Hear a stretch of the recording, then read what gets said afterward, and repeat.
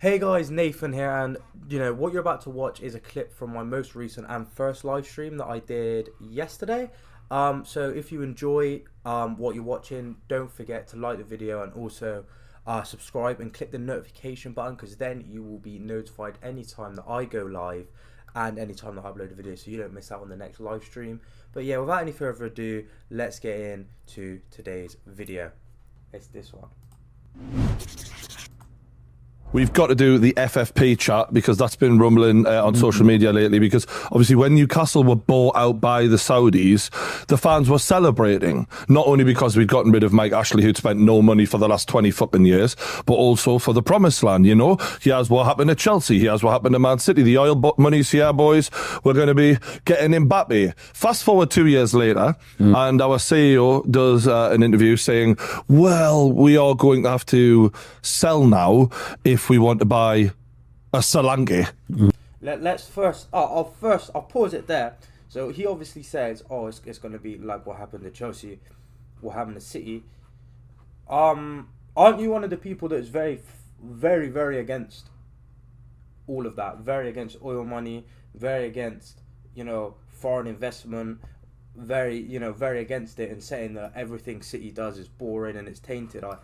I'm 90% sure they were your views. Obviously, I could see why your views could have changed with your your beloved Newcastle getting taken over by Saudis, but bro, just don't be a hypocrite, bro. Just For example, like, we're really in a position now where FFP is restricting our spending, and I think that was a reality check for a lot of Newcastle fans, but also the general Premier League of, this isn't what we thought it was going to be. They're not, and I'm not even saying I want us to go and buy an Mbappe and become the next Manchester City. I want a competitive league. Ironically, City are closing in on 5 titles in the last 6 years. I think the horse has bolted, but it really hit home of the rules have changed, and they've changed for us, and they've changed for everyone else who could be bought. It's not just about Newcastle. It's, let's say, if Spurs or lower teams, like what happened with Leicester City back in the day, or Blackburn back in the day.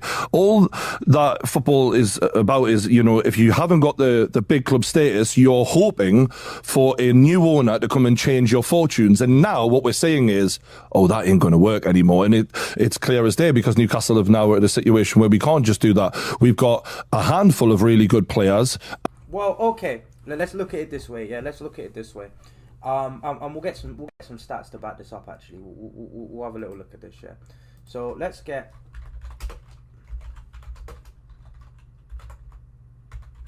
What? Since 2008, we'll look at spending since 2008. Yeah. So 1.57 billion. Yeah. Right. We look at that. Right. We look at that. Yeah. That's how much we spent since 2008, right? Okay. So what? We look at this Newcastle takeover, yeah?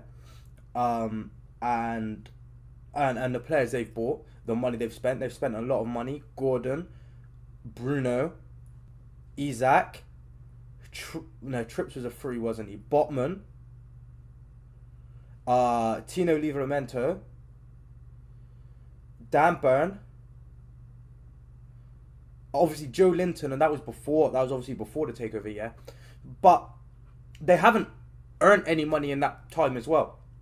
Obviously, since we've been taken over, we have got Europa League, Champions League, 1 titles, 1 FA Cups, 1 League Cups, 1 Champions Leagues, yeah. So we've earned money. They got taken over 2 years ago. Finished mid-table, finished top 4. Got Europe once. So no, they're not making any money to be able to bring in these players. So yes, financial fair play is restricting their investment because they're not earning any money to bring these players in. But we'll see. I might be jumping the gun a little bit. He might bring that up, but he probably won't. And a vast majority of Steve Bruce players are still there, and half of the squad's injured. We are crying out for replacements. We started 2 academy players against Man City, for Christ's sake, and yet we're now unable to go and do anything. We're even struggling Started 2 academy players against Man City, for God's sake. Isn't Lewis Miley one of the highest rated youngsters in the Premier League right now? Hasn't everyone been singing his praises because he's a cracking player at his age? Or are we just going to forget about him being a good footballer to fit a narrative? Because we can do that. Because if we want to do that, then that's fine. Let's think about it. Man City, we won a treble, but we had to use Phil Foden, the academy player, Rico Lewis, the academy player. That's 2 academy players. Just like you mentioned that you had to use 2 academy players. Oh no, De Bruyne's been injured, so we've been having to use academy graduate Phil Foden. Oh no, we had at the end of last season when in the middle of last season when Chancellor was throwing a hissy fit, we had to play academy player Rico Lewis. Oh no, what are we gonna do? It's just waffle, man. To loan Phillips from Man City because we're haggling over the fee. So for me, it's clear as day that FFP is not there for fairness. Like, fairness would be if everyone in the league could spend an equal amount on their squad. So whatever the... I am going to quickly pause and say that I don't think FFP is fair. But my main issue with what he's having to say is, and some of the tweets he's put and statements he's made out is, he's saying the FFP is here to protect the big 6. FFP is not here to protect the big 6. It is here to protect the red cartel, being Liverpool, Man United and Arsenal. That's who it's here to protect. If it was here to protect the big 6, Chelsea wouldn't have been slapped with a transfer ban and we wouldn't be under investigation for alleged 115 charges. If it was here to protect the big 6. But obviously, let's just forget that. Let's just completely forget that. I do agree that FFP is not fair and it is keeping the big clubs big and the small clubs small. But my issue with everybody coming out and being like, oh, FFP is stopping Everton and Forest from competing and Newcastle because they need to protect the big 6. I've been saying for years that FFP is not fair and that I think it's a joke and it's here to protect a select number of clubs. But that was always seen as me and other City fans being salty and being like, oh no, you're just trying to cover up for your financial doping and you're cheating. But now suddenly, as it's other clubs getting punished, people are starting to see the light. So, I'm going to call out the hypocrisy when I see it. Because he was never ever saying any of this. He was pro FFP until the takeover. So I don't want to hear this switch up. Because the rules have been the same the whole time. So I don't want to hear this nonsense, man. Biggest value team is in the league.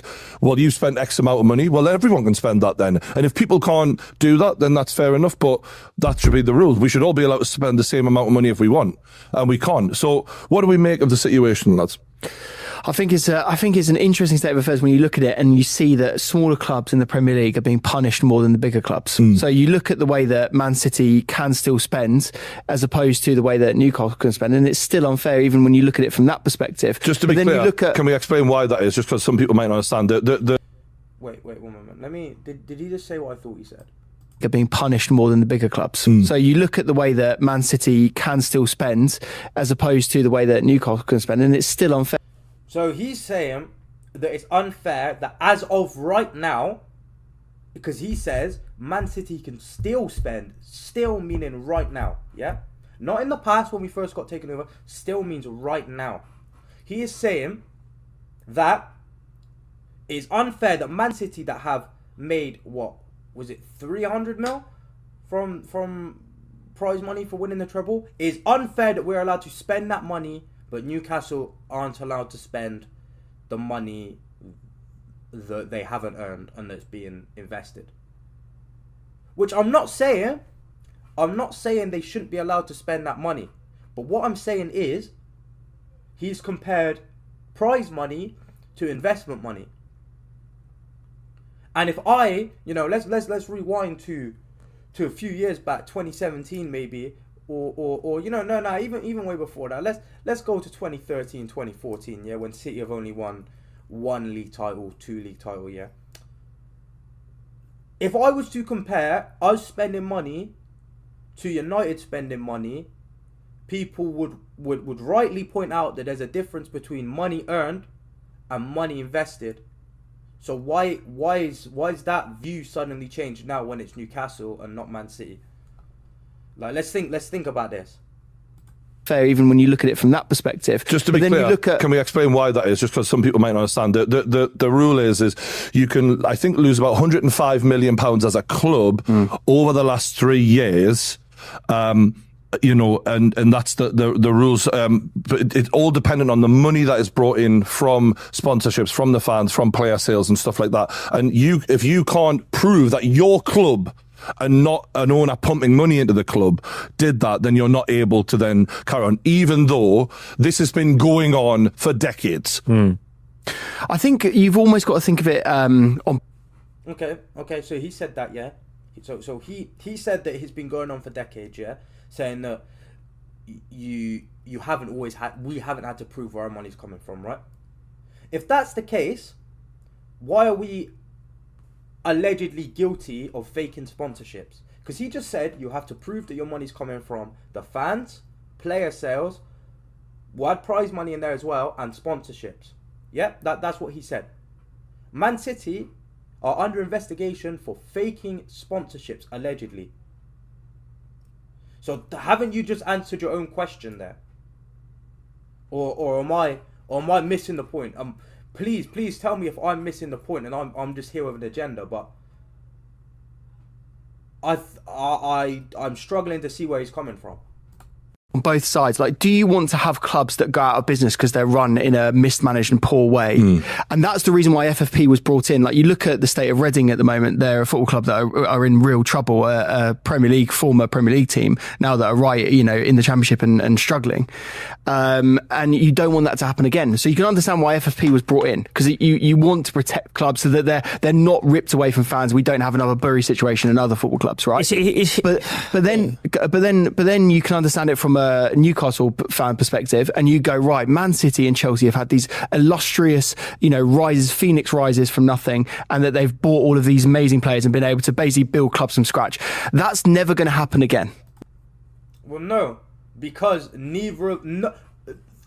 all three of the teams mentioned, Chelsea, Newcastle, and City, have not been built from scratch. What are you talking about?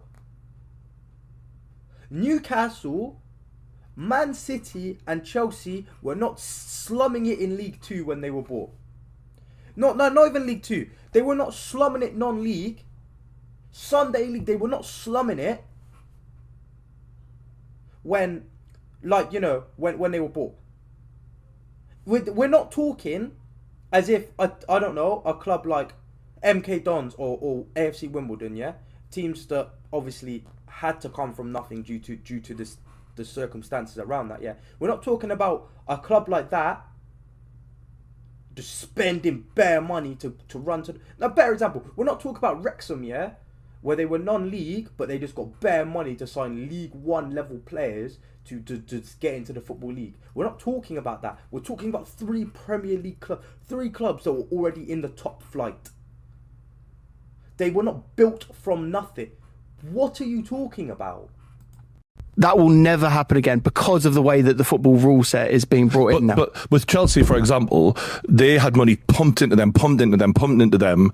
And the idea that Chelsea would then, you know, in any way suffer when all Abramovich has done is now left them in the best position possible, where in the last year they've been able to spend over $1 billion and not have a problem because their entire club has so much value added to it. Yeah. So to compare that to a Reading is absolute insanity.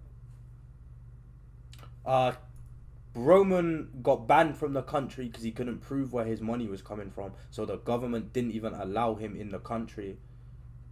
And Chelsea also got slapped with a transfer ban for breaking rules. But okay.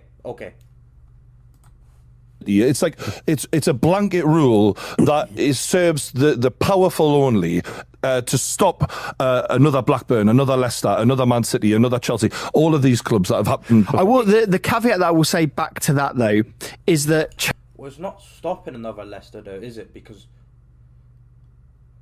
okay, Blackburn, fair enough, it might stop another Blackburn because they spent a lot of money to win that title. It's not stopping another Leicester though, is it? Is it? Okay, Leicester in the Championship right now, but they've played Champions League football, European football on multiple occasions, won an FA Cup, a Community Shield, and a Premier League title, and they're known for doing good business. They won that title off of doing very good business and picking up world-class players on the cheap. So let's not talk like Leicester threw money at the problem and won a title. Let's not do that, please. Chelsea, the reason why we have been able to spend so much is because we've sold a lot of players, and because we have Why did you have those players? Yeah, Exactly. Yeah, we had the players. End of story. We had the players, but then also we have more commercial income than you. We had Why more. do you have that? Because of all the money that's been spent on the players over years to win all these trophies, to then increase the value of the club. Oh, okay, so he does see the point. So he sees the point that Chelsea have been able to spend over the years to build a club, which then makes them money. Okay? So, what Newcastle should have done was buy Botman, Isaac, Bruno, yeah? And then, play a few, seasons, getting some European football, more shirt sales, etc. And then start throwing more money at the players. Not just spend all your money at once, spend your budget at once, and then sit there like, oh, we've got a bit of an issue. Like you said, you have to sell players as well. You just said Chelsea have agreed that Chelsea have able to spend because they're able to sell players that they bought with the money injected into their club. That's what you have to do now. You can't just sit there with world-class player after world-class player after world-class player and not have to sell anybody. That's not how it works. Even City, we've had to sell big name players when we probably didn't want to in recent years. Sterling, Jesus, Cole Palmer. We have to sell players because we need to be able to fund other transfers. Yeah? Correct. Okay. So, Trippier can go. He's in poor form at the moment and he's the oldest. Trippier can go. You want to keep Bruno? You can probably move Wilson on as well. You can't be greedy and just hoard all of these players and then just expect you to be allowed to spend more and more money. I know that's not how that works, and you clearly know that's not how it works. So, let's think about this logically. The takeover didn't happen 10 years ago. It happened 2-3 years ago. Like think about it, big picture. Like, that's exactly right. It's chicken and egg. You're 100% right. It's chicken and egg. I think that the problem is you have to look at the situation and go, there's one part where I agree with you, Josh, where I go, Chelsea shouldn't have ever been allowed to do that. But you can't say we're not going to do rules and regulations against Newcastle because we didn't do it against Chelsea. Yeah, because it's like going, well, you didn't stop that house from burning down, so why are you stopping this one from burning down? It's like, I think what you need to do, and as football fans, when we look at this stuff, you have to get rid of your club allegiances, look at the actual problem with spending in the Premier League. And for me, it's twofold. One, it's what you said, don't let another Bury happen. Don't let small clubs get destroyed by reckless owners who shackle them with debt that they're never going to overcome. But the other problem, we mentioned it earlier, City are probably going to win their, 6 and 7 titles? 5th out of 6, yeah. And it's just going to happen again. And this is while financial fair play is in place. This is the problem that's been there from day one. Manchester United were Manchester City. Man United could not be competed with. Okay. He might be about to say something I agree with here. Groundbreaking news, like this is a once in a lifetime event. Brian might be about to say something I agree with, but only time will tell. So I'll play the video again.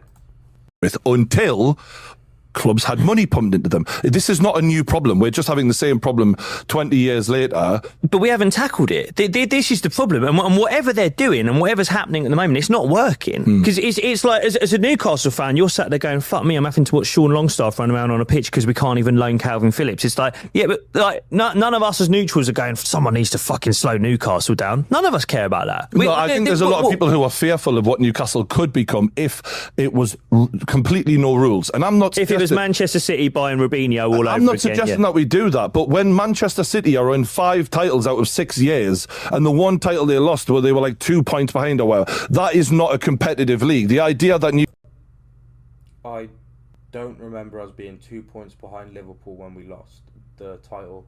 I remember us losing out on the title by a complete huge margin.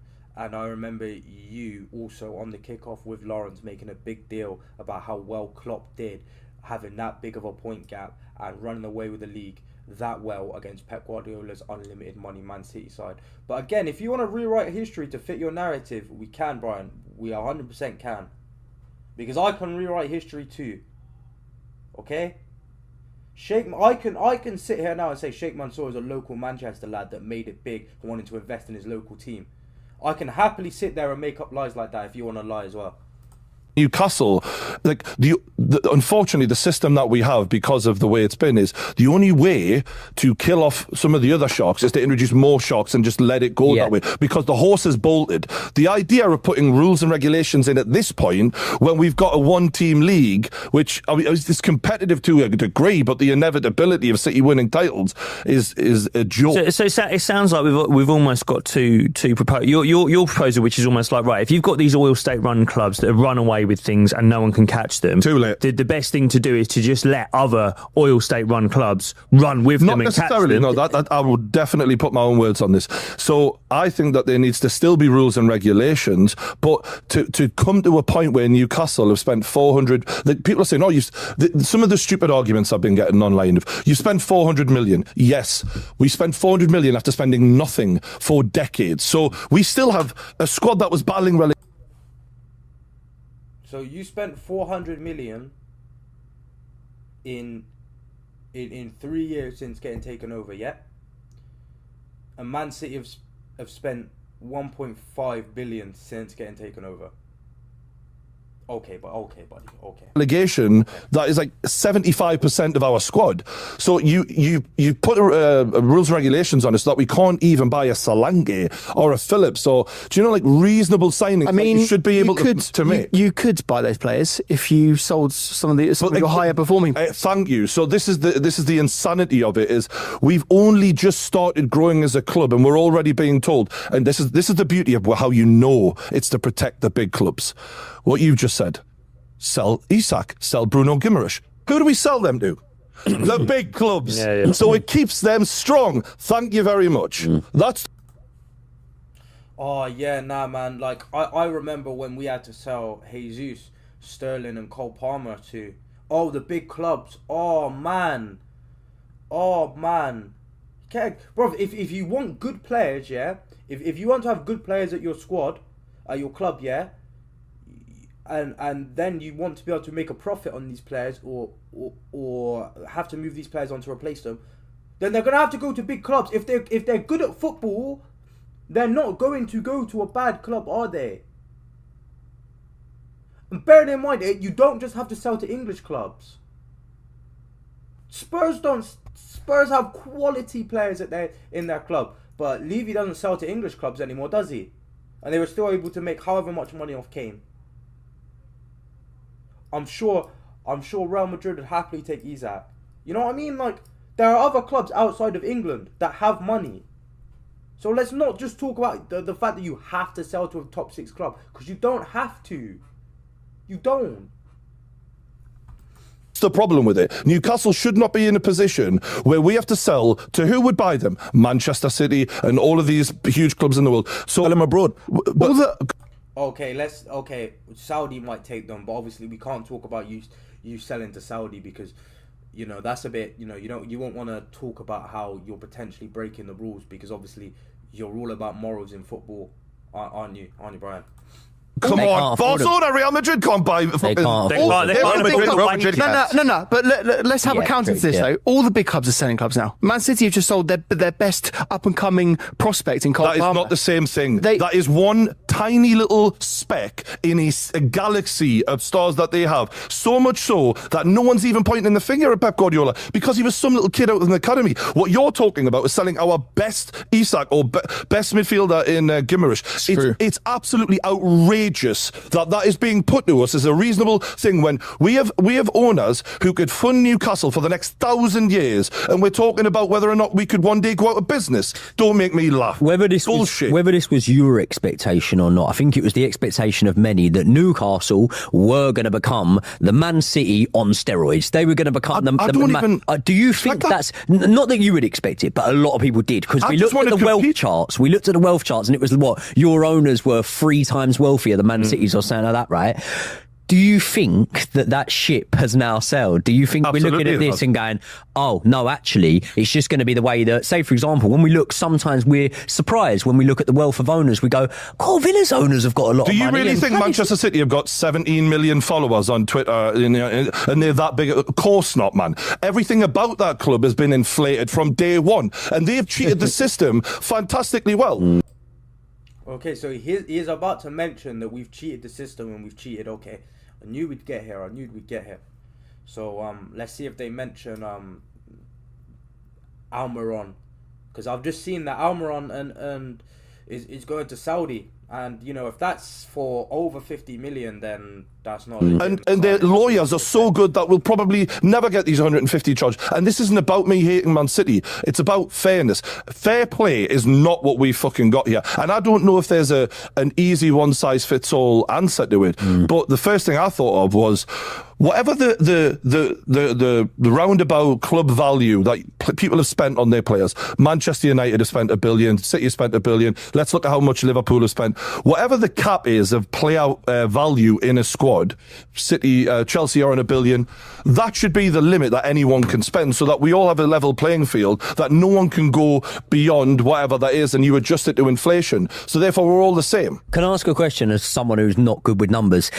Are they basically saying that the FFP is there to protect yourself from spending more money than you have and then putting you... Okay, so, right, let's say, for example, if these owners have got so much wealth, could you not still implement FFP in a way that the smaller clubs are protected by that logic? But say, for example, Newcastle want to go and spend 40 million on a player, the league then says to them, or whoever runs FFP says to them, that's fine, you can put 40 million down for him, but you've then got to put 40 million aside in a I don't know, bank account or something there, so that we know that you've got enough to bail yourself out of that money. You're almost lending yourself money. There's a million solutions to this. Having a one-size-fits-all for small, tiny clubs that are really going to struggle potentially down the road, and the way that Blackburn did or whatever, that you've got to have different rules for different issues. What this does, essentially, is if we imagine that there's a mini league in the top six, big six, financially, it means that it's very hard for them to drop out. Yes, these clubs might drop out a little bit of the top six in terms of their football, but roughly, they're always going to be able to outspend everyone around them, which then makes it impossible. Let's say the guy was going to buy Manchester United. Well, but here's my issue with spending, yeah? Spending doesn't automatically mean success, and this is my issue with it. You can, like... If you have good recruitment, you don't have to spend that much money. Manchester United, Chelsea, Notts Forest as well. Maybe take Forest out of it, actually, because their goal was to stay up and they stayed up. So, no, we'll take Forest out of it. But we'll main case studies Man United and Chelsea. They spend lots of money. Lots and lots of money. But what are they achieving? Nothing. Why? Because they're just throwing money at a problem and hoping it fixes it when it's not going to. So, you could easily compete, like Leicester. You can easily compete if you don't spend that much, or easily a bit stretch. But you can compete without spending that much money. You've just got to have good recruitment. And you look at some of the up and coming teams, Brighton, Villa. You look at the results they're getting, the football they're playing, and you look at their recruitment. Fantastic. Okay. My team financially doped. Here we are. Okay, whatever. Say whatever you want about my team, yeah? Right? I'm not going to say that we got to the top by some miracle, right? But what I'm saying is teams like Villa and Brighton, they don't invest heavy amounts of money. They've just got good recruitment. And that's all it is at the end of the day. Good recruitment and a decent manager, and you'll get results. Money doesn't solve everything, and that's my main issue with the money talk, man. The Sheikh, let's say he goes and buys a really small club. Why would he now? Because he can't have fun with it. And these are billionaire toys, and they've been that way for years, no, right? But doesn't this also mean that they just need to come up with creative ways to raise funds as well through sponsorships and different... Newcastle have got the best of the best of the best right now. We're getting as creative as we can, and it's come down to what we're going to do. But even like the stadium and things like that. What that does is it moves it as a snail's pace, and that's exactly what is wanted. They don't want us going through the gears. And I understand that this might sound like sour sour grapes, but I'll be honest, I want to fucking see my team win a trophy once in my bastard life. And I had a little bit of a hope that at least we might be certain to see something happen. And now I'm looking at it going, we can't even buy Solanke. I want a fair league. I want a competitive league. I don't want a Man City situation. I want entertaining football. As much as it would be nice to win Newcastle 6 titles in a row, it would feel soulless at that point. I want competitive. I think our league is still more competitive than most of the leagues in Europe, though. It's more competitive than France, Germany. I don't know, man. Bro, what do you mean? This is sorry. How many leagues have PSG won in a row? In the last few years. If that's the yardstick, how many have Bayern Munich won? Bro, but the point is they've had such an advantage for so long. They've built up so much value. So now they can sell a Cole Palmer and make absolute profit. Because now the door's shut, City are almost cemented at the top. It's going to be really hard for anyone to ever catch them. Are you just unfortunate of being the next one in line? The ladder's been pulled up on this falls on. Like, maybe there'll be 2-3 more clubs within the next half a decade that are feeling exactly the same as you, but it's just such a harsh pill to swallow. But I don't want that. Even if now, I've been saying this for a long time, like, it isn't just because Newcastle have been born now. The only way to beat the shark in the tank is to introduce more sharks in the tank. Yeah. Having Man City as the only one with the biggest teeth like that, it makes it impossible for anyone to challenge the... It's not just the biggest teeth. The thing that pisses me off the most with this discussion is, like, we all know they've got 117 charges against them because they're not even announcing what's actually happening. Yeah. Do you really think that Erling Haaland went there for £65 million? No. Do you believe that? Oh, not this, man. Not this. Not this. We're not getting into the Erling Haaland. Oh, check the agent fees. Oh, yeah, he had a $6 million release clause, but check the agent fees. Let's go check the agent fees of every signing. Oh, no, wait. But because Erling Haaland was the best player in the world last season, and he only went for 60 million because he had a release clause, we've got to dig up every bit of money that was spent on that. We've got to dig up every bit. Just grow up, man. Just grow up. Jurgen Klopp had to perform out of his skin for the best part of a decade to get one title. And I refuse to believe that if they were on a level playing field financially, that would have been the case. And if the rule that I'm theorising that could help is that if Pep Guardiola had to have a squad value that is the equal to Jurgen Klopp as a maximum, like no one squad can have more than the second squad, for example, so that Newcastle would not be able to outspend Man City or I don't understand that logic though, because we look at Liverpool's squad, yeah. FSG don't like spending money. Allegedly don't like spending money. There's evidence to go both ways of whether they do like spending money or they don't like. But we'll stay with they don't like spending money, yeah? So, FSG don't like spending money. So, would we then be punished because another club don't want to spend money? Because we're not allowed to have a squad that costs more money than Liverpool's squad, but that's because Liverpool owners don't like spending money.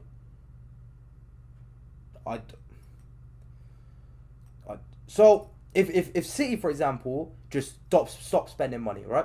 If we just spent zero money now, yeah, we just lived off the squad we've got now and our youth players, yeah. Would that mean, Brian, that no one else is allowed to spend money then, and no one else is allowed to spend money? They're allowed to get a squad that's the same value as our squad, and then that's it. They're not allowed to spend money after that. That doesn't make any sense. But then what happens if we then get let's look at Lewis Miley, for example, yeah. Let's say Man City squad and Newcastle squad are both the same value, yeah. But Lewis Miley performs out of his skin and becomes the best midfielder in the world, right? And his market value goes up, right? Meaning you would technically have a higher squad valuation than us if we're going off of how much money they go for in the market, yeah.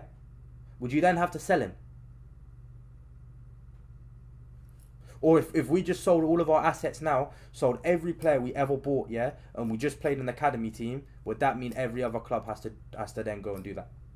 I don't understand that. Am I being stupid and not understanding what he's saying, or is what he's saying make no sense? You can't have one squad that's out and out, like Bayern Munich, the most valuable squad. That would then force a level playing field to some degree, at least. What we've got now, for people going, oh, it's working. Bro, They've just sold Cole Palmer just for cash in the bank because they've got an embarrassment of riches. Like, what were we talking about that this is working? But they've sold a few others. They've sold Jesus. They've sold Mahrez. They've sold other players. They've sold them with what Brian's saying is when they've used them up now. They've finished with them. What Brian's saying is they're only selling them because they were able to buy them in the first place. This is the problem. Is you go, oh god, Jacob's got loads of money. He keeps selling those luxury cars. It's like, yeah, because I fucking nicked him in the first place. It's like, that's what's wrong. Do you know what I mean? It's like the other thing that you have to think about with City as well is we spoke about Cole Palmer a couple of times here. Why have they got Cole Palmer? Why have they got him? And why have they got that academy? Because they've got the best academy in fucking Europe. Into their club, exactly. Man. Newcastle can't even upgrade the fucking training ground. Exactly. It's a joke, man. This is why it's so hard to judge City, because it's like, it's not just that they're spending money on transfers. They've speak to anyone who knows stuff about Manchester United. They're saying there's nothing coming through the academy because all the kids that we used to get coming through the United academy, they're going to City instead now because of the facility. And when people are looking at Newcastle and going, you're only saying that because you want Newcastle to win, I'm like, yes, I get what you're saying, but would you not at least rather have another challenger at Man City who can actually compete with them on a financial level? Because right now it's up to them what the fuck they do, and everyone else is dancing to their tune. Yeah, but let's be real though. I like Burnley fans, Nottingham Forest fans. Are they even speaking about this? Oh, I'm not watching the rest of that. We'll go look in the comments. We'll go see what people have to say in the comments, because what have we got? Okay, so this looks to be... Well, let's click on his profile. Is that okay? So we got a City fan here, so we'll see what they have to say. Hold on, so let me get this straight. When we were complaining about how FSP basically just protects the established top teams from any outside competition, back when we got taken over, he didn't want to hear any of it, but now... Okay, that's exactly what I said. That is exactly what I said earlier. But again, because it was City complaining about it, it was a non-issue, and it was something we made up to seem hard done by. But now that it affects Forest, Everton and Newcastle, we're now meant to believe the FFP is one big evil. Like, that doesn't make any sense. City fans literally said what FFP was donkey years ago, and everyone was said we were deluded. Okay. Newcastle fans want FFP to relapse so they can spend a few billion to make it into a solid top 7, and then put the FFP roles back to protect their position. That's exactly what will happen. That is exactly what would happen. I could bet you any money that if the rules were relaxed, Newcastle became a top 7 team, yeah. And then let's say Palace get taken over, right? Brian would sit there and be like, no, we can't let Palace, we can't have a top 8 now. We can't have a top 8 because then that makes it harder to get into Champions League. Like, see what I mean? You see what I mean? The line gets drawn at different points depending on where your club is, and no one actually looks at it as a broader spectrum and looks at it from an outside point of view. This is hilarious. I remember... Oh, okay, that's the same guy. Geordie whining about having to play academy players when it's a City academy lad that scored the winning goal. Yep, that's true. That's very true, actually. I completely forgot about that, actually. Yeah, that's funny. Newcastle have spent 500 million since the takeover and have revenues of around half of that. They've virtually sold nobody for any decent profit either. There is no conspiracy at all. It's simply FFP doing what's supposed to. Again, that's what I said. They haven't made any money. They've made qualifying for Champions League winners money like once. Because remember, they got taken over 3 years ago. Like, this is the point I'm trying to make. There's stuff involving billions to develop. First of all, it's not FFP restricting Newcastle, it's the profits and sustainability, which Premier League clubs own. Yeah, that is restricting Newcastle. This is going to become emotionally driven misinformation about how unfair this is when these rules are long overdue. Clubs shouldn't be able to inflate their status overnight. Subject. I said that, innit?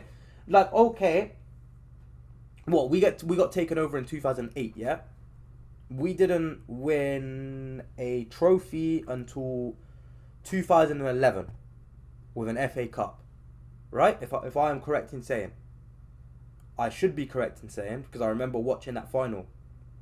I remember watching the semi-final and the final, both of those Yaya Toure goals, but I can't remember the year. So I think it was 2011, right? And then we win a Premier League 2012 after that, yeah? So we haven't just woke up and won the league in 2009 and then won it in 2010 and then won the Champions League in 2011. Like, it did take us a few years to at least win a trophy. So again, I agree with this point. Newcastle have went from a relegation threatened team to playing in Europe, right? And reaching a cup final. Okay? They should not be, winning a Premier League this year or last year or probably next year. Right? They have to buy and sell. And, like, everyone's acting as if we just woke up the next day after the takeover and won the treble. Like, okay, yes, we've won a lot because of that takeover. But it didn't just happen like that, did it? But, to be fair, everyone in here is just really saying the exact same stuff. I don't really have another video lined up, so. Roll down, shut down cases. They belly dots to the can't see faces. Chasing the bad guy chase it. You don't wanna be the one like Ace and like GT trying to tell them I'm wasted. Aye, tell a bad bitch come break it. Body come mad, come shake it. Then get back to the basics. Roll down, shut down cases. They belly dots to the